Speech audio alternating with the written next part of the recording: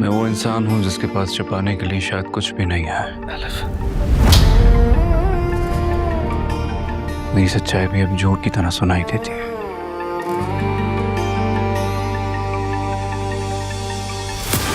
मैंने इस लड़की को बहुत अंडर एस्टिमेट किया।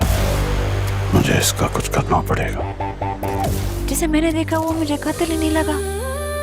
जिसकी आंखों में इतनी उदासी हो, इतना सन्नाटा हो, वो कातिल कैसे हो सकता है? नहीं मारा अपनी बीवी को। यही तो ऐसे लोगों की अदाकारी होती है रानिया।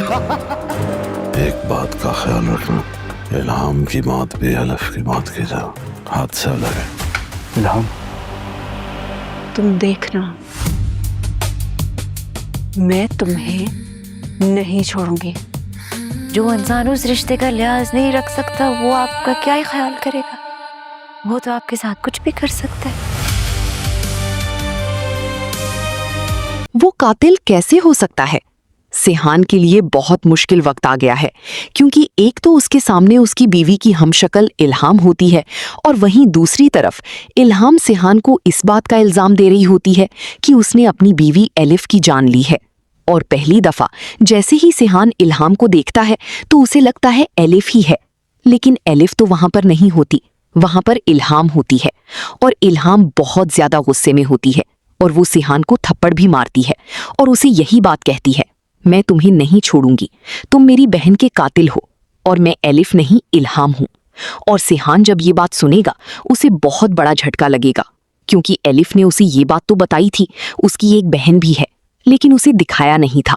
सिहान को अब यकीन आ गया है ये एलिफ नहीं और इल्हाम ही है।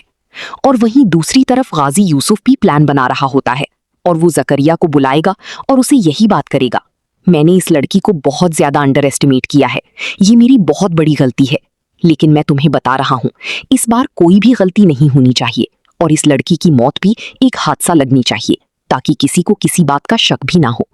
जकरिया गाजी यूसुफ से यही बात कहता है, आपको घबराने की जरूरत नहीं है, मैं ऐसे ही करूंगा। और वहीं दूसरी तरफ रानिया भी बहुत ज्यादा परेशान होती है। एलिफ आकर जब उसको हकीकत बताती है तो रानिया को इस बात का यकीन ही नहीं आता और वो यही बात कहती है, सिहान को देखकर नहीं लगता कि ये किसी का कत्ल कर सकता है, लेकिन इल्हाम उसे यही बात बताती है कि यही तो इस शख्स की सबसे बड़ी अदाकारी है। ये अपने आप को ऐसे दिखा रहा है जैसे ये बहुत ही ज्यादा मासूम है, लेकिन इससे बच के रहना, ये बहुत ही ज्यादा खतरनाक इंसान है।